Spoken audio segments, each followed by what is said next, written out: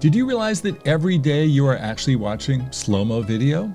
This is a huge part of your entertainment experience. It's not just a silly gimmick that shows up periodically. It's in every TV show and movie you watch, from The Matrix and Wonder Woman to Barbie on the Venice boardwalk. Now, the great thing about making slow motion videos is that you don't need big expensive gear. You can shoot awesome cinematic slow motion video on your smartphone. This is one of the great perks of smartphone photography, having tools like this special effect at your disposal. And you don't even need to have the camera mounted to a tripod.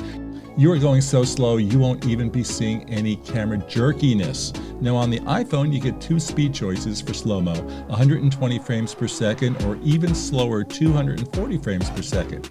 If you shoot on a recent Samsung Galaxy, you can go even slower at 960 frames per second. Now what works in slow-mo? Anything that moves. Let's explore some classic cinematic shots.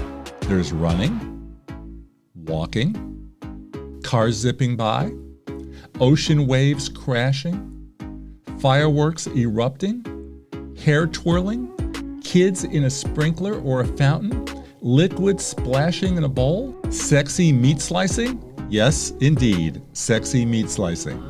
Now, other classic slow-mo shots include shooting a bullet into the air, but frankly, I don't think that's a great one for the smartphone. I've also seen people do really odd things like filming themselves falling backwards onto a bed or couch in slow motion. Let me show you the difference between 120 frames per second on the iPhone and 240 frames per second. As you can see, 240 is a lot slower. And then if you want to go really crazy on the Samsung Galaxy, here's 900 plus frames per second.